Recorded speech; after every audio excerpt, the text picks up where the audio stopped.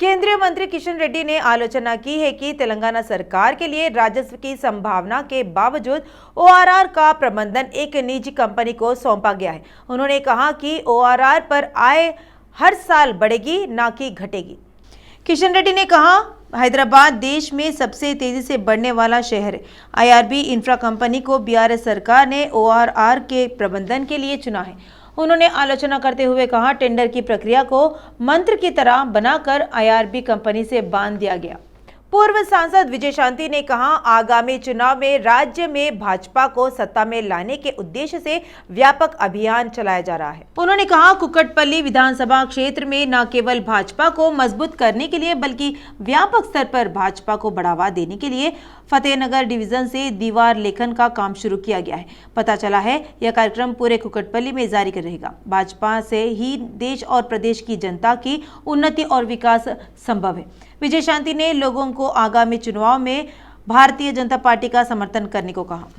भाजपा नेता रानी रुद्रम्मा देवी ने टीएसपीएससी के प्रश्न पत्रों के लीक होने और जिम्मेदार आईटी मंत्री को मंत्रिमंडल से हटाने की हाईकोर्ट के सिटिंग जज से न्यायाधीश जांच कराने की मांग की है। भाजपा नेता परीक्षा रद्द होने से हारने वाले हर बेरोजगारों को 1 लाख रुपए का मुआवजा देने की मांग कर रही है। पिछले चुनाव में किए गए वादे के मुताबिक सभी बेरोजगारों को बेरोजगारी भत्ता दिया जाए। रानी रुद्रम्मा ने खुलासा किया, इस महीने की 11 तारीख को संयुक्त मेदक जिले के संगारेड्डी में बेरोजगारी मार्च निकाला जा रहा है। टीआरएस पार्टी के सीएम केसीआर के मंत्री केटीआर सत्ता के अहंकार में ओछी हरकत कर रहे हैं। एलन्ना ने कहा, भाजपा के प्रदेश अध्यक्ष बंडी संजय कुमार यह कहकर फेसबुक पोस्ट कर रहे हैं, वह अब नहीं रहे। त्यागुलु मावी बोगुलु मीवी गीतों के साथ बेरोजगार युवाओं की अमरता के साक्षी के रूप में इस माह की 11 तारीख को मेदक में बड़े पैमाने पर बेरोजगार मार्च निकालने की घोषणा की गई। दारू एलन्ना ने रूबरू के दौरान कहा, मंत्री केटीआर प्रदेश अध्यक्ष के रूप में एक सामान्य परिवार से बीसी नेता का सम्मान करने की भावना खो चुके हैं। मंत्री हरीश राव ने कहा, मत्स्य पालन के विकास में तेलंगाना देश के लिए एक मॉडल है। सीएम केसीआर के नेतृत्व में मूक बधिरों को भी व्यापक सेवाएं मिल रही है। हरीश राव ने पूछा, क्या केंद्रीय मंत्री दिल्ली में तेलंगाना की तारीफ करेंगे? उन्होंने तेलंगाना योजनाओं की नकल करने के लिए केंद्र की आलोचना की। हरीश राव ने मंत्री तलसानी श्रीनिवास यादव के साथ सिद्दिपेट में PV Narasimha Rao veterinary college भवन का शिलान्यास किया। हरीश राव ने सीएम केसीआर को वेटरनरी कॉलेज सिद्दिपेट आने पर धन्यवाद दिया। उन्होंने कहा, सीएम केसीआर शिक्षा को उच्च प्राथमिकता दे रहे हैं। खुलासा हुआ है, पीवी घाट के लिए कांग्रेसियों ने अनुमति नहीं दी और अस्पताल को पीवी के नाम पर देने का श्रेय सीएम केसीआर को है। कालोजी और कोंडा लक्ष्मण बापूजी नाम के विश्वविद्यालयों की स्थापना की है। ये आईसीसी महासचिव प्रियंका गांधी के दौरे के कार्यक्रम में बदलाव किया गया है। वे सोमवार दोपहर 3:30 बजे विशेष विमान से बेगमपेट पहुंचेंगी। प्रियंका गांधी बेगमपेट से आप सड़क मार्ग से एलबी नगर चौक पहुंचेंगी। वहां श्रीकांतचारी की प्रतिमा को श्रद्धांजलि अर्पित करेंगी। एलबी नगर से सरुनगर स्टेडियम पहुंचेंगी। सरुनगर स्टेडियम में कांग्रेस द्वारा आयोजित युवा संघर्ष सभा को संबोधित करेंगी। इस अवसर पर सूचित किया जाता है, हाल ही में विभिन्न दुर्घटनाओं में मारे गए कांग्रेस कार्यकर्ताओं के परिवारों को बीमा सहायता प्रदान की जाएगी। प्रियंका का भाषण 20 से 25 मिनट का होगा। मुलाकात के बाद वे बेगमपेट से विशेष विमान से दिल्ली के लिए रवाना होंगी। तमिलसाई सौंदरराजन के तेलंगाना राज्यपाल के रूप में कार्यभार संभालने के कुछ ही समय बाद से राज्यपाल और राज्य सरकार के बीच मतभेद इस हद तक बढ़ गई है कि उनमें दूरी बढ़ गई है। वह धीरे धीरे बड़े तूफान में बदल गई है और हालांकि कुछ दिनों से संपर्क में रहे राज्य सरकार और राज्यपाल के बीच नए सचिवालय के आमंत्रण को लेकर बड़ा हंगामा हुआ। राज्य के राज्यपाल और सरकार के बीच एक और विवाद छिड़ गया है। इसका कारण यह है कि नवनिर्मित सचिवालय के उद्घाटन समारोह में राज्यपाल तमिलसाई सौंदरराजन को आमंत्रित नहीं किया गया था। राजभवन के सूत्र इस बात पर नाराजगी जता रहे हैं कि सरकार सर्वोच्च संवैधानिक पद को उचित सम्मान नहीं दे रही है। क्या राज्यपाल को सरकारी समारोह में आमंत्रित करना आवश्यक नहीं है क्योंकि केसीआर को लगता है कि यह एक पारिवारिक कार्यक्रम है? वे गुस्से में। आप उन जिलों में जाइए, कलेक्टर और एसपी वेलकम नहीं कहते, सरकारी कार्यक्रमों में निमंत्रण नहीं भेजते। ऐसे में उनका कहना है कि हम सरकार के फैसलों के साथ गलत कैसे नहीं हो सकते। मालूम हो कि मुख्यमंत्री केसीआर ने 30 अप्रैल को सरकार के नवनिर्मित सचिवालय का उद्घाटन किया था। इस बीच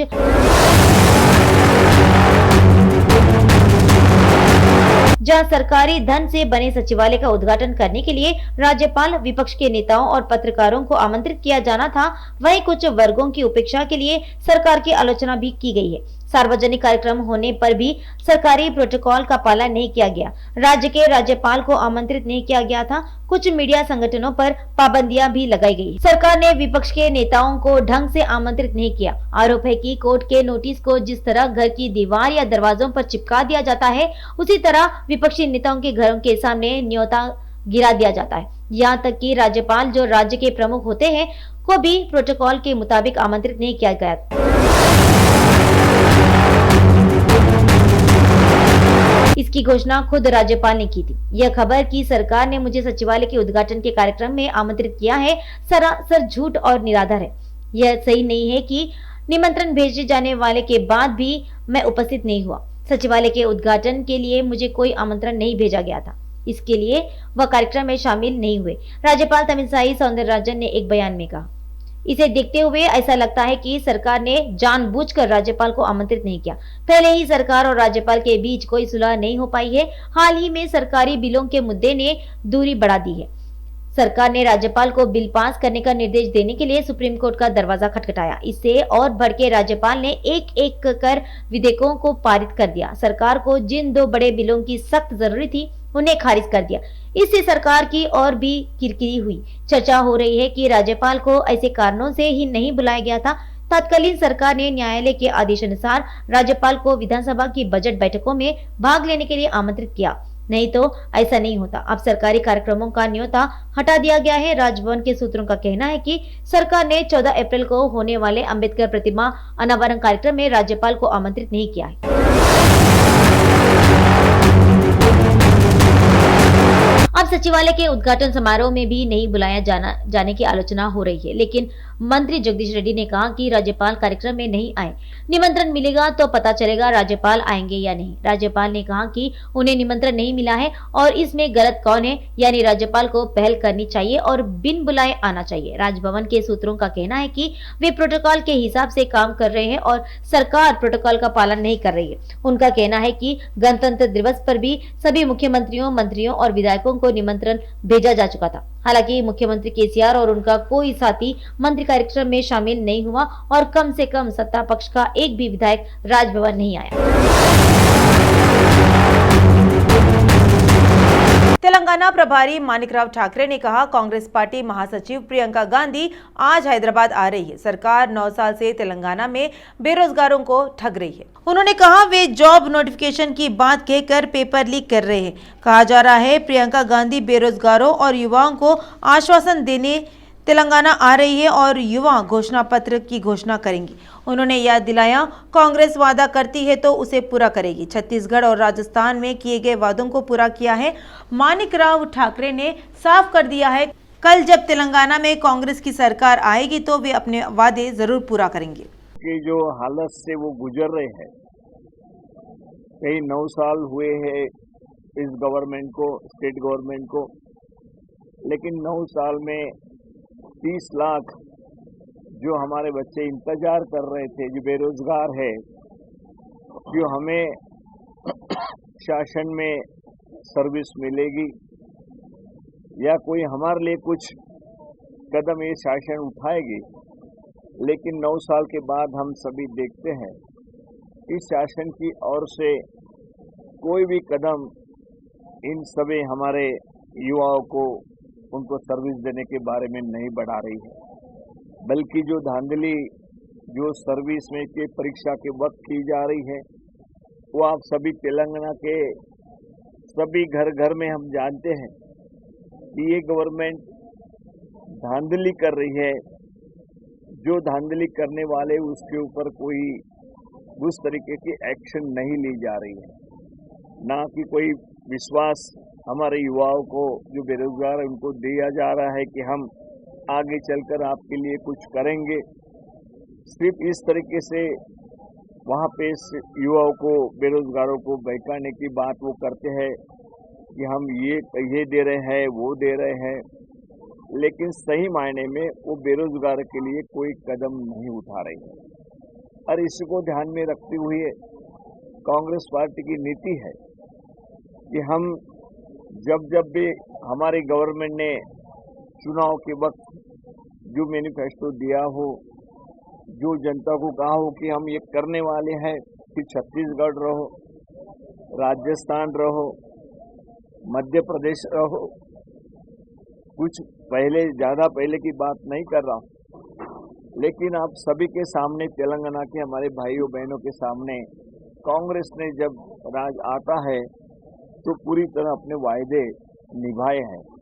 तो इसी तरीके से हम यहाँ पर हैदराबाद में डिक्लेरेशन हमारे नेता जो प्रियंका गांधी जी है वो करने जा रही है। युवाओं को जो कल वो बताएंगे वो 100% कांग्रेस पार्टी गवर्नमेंट आने के बाद करेंगी, ये विश्वास दिलाने के लिए वो आ रही है। कल आपको सभी को पता चलेगा कि क्या डिक्लेरेशन किस विषय में प्रियंका जी गांधी कर रही है, और उसी के लिए सब यूथ ने एक साथ होकर इस प्रोग्राम में आना चाहिए, ये बताने के लिए। या हमारे भट्टी जी ने जो CLP लीडर्स है उन्होंने आपके माध्यम से लोगों तक, हमारे बेरोजगार तक पहुंचाने का आपकी विनती की है। मैं यही कहूँगा कि आपके माध्यम से युवाओं तक, गांव-गांव तक आपके माध्यम से पहुंचाने की आप कोशिश करें, ये मैं आपसे उम्मीद करता हूँ। धन्यवाद। एक मिनट